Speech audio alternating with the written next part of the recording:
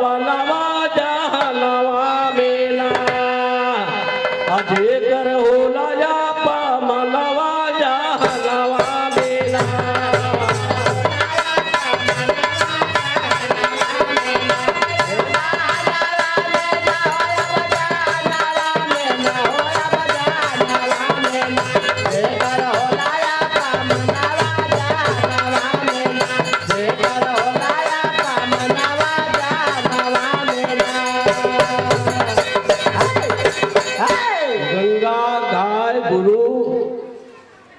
माता पिता मेरे बाबूजी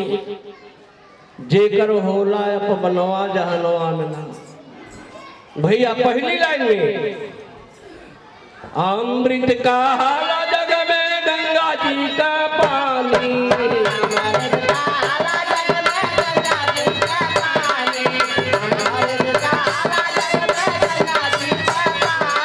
अरे मलमूत्र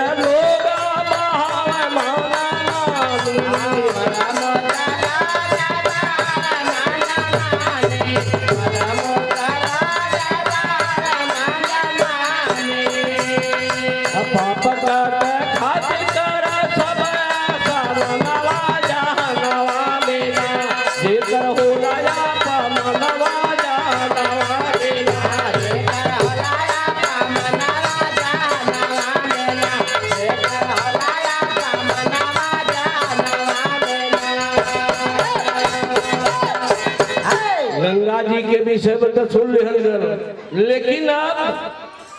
केकर बारी आई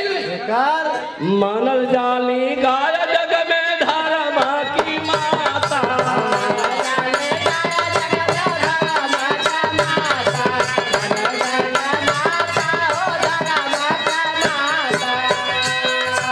वाल संग चरो लगाया जग के विधाता जग के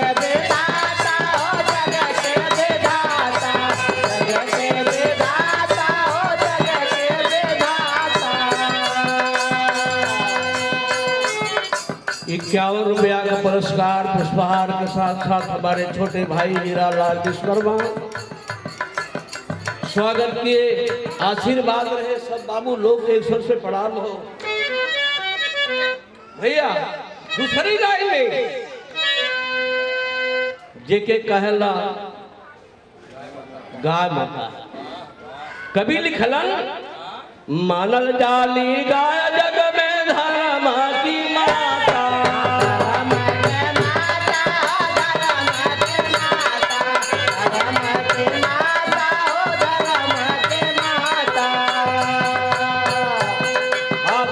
संग चरो लगाया जग के विधाता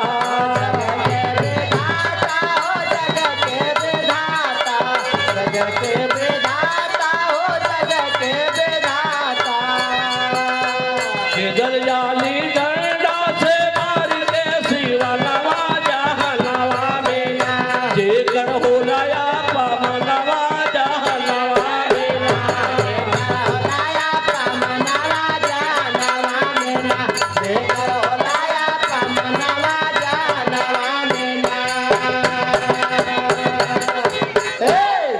गांव में आप लोग देखत हैं गैया मैया के कितनी तो नशा हो भैया डंडा से हकल जाते मारल जाते भगावल जाते और ईश्वर से बढ़ के होला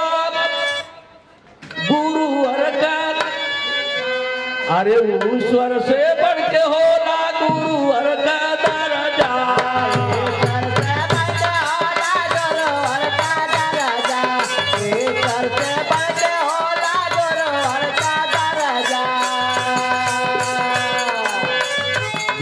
दर्जा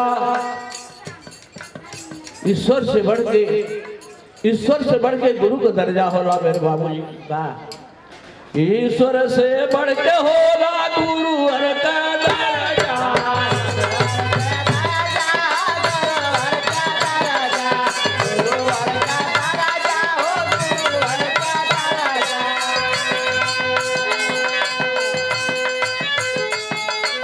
स्वार्थ में शिष्या के कराया पमनवा जहनवा में ना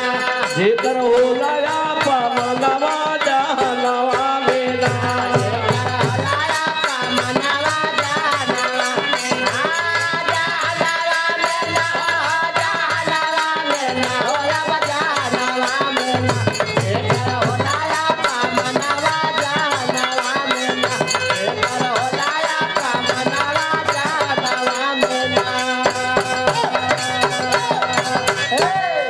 ए भैया आखिरी में लिखल का गई इनसे बड़ा ऊंचा होला माई बाप का राजा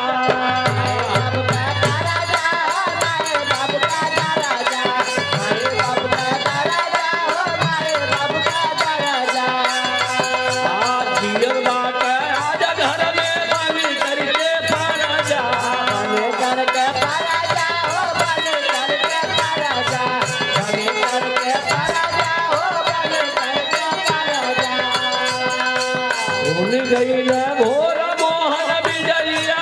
पनवा जहनवा में ना जेकर होला पमनवा जहनवा में ना जेकर होला पमनवा जहनवा में ना जेकर होला पमनवा जहनवा में ना। बारे विजयी भैया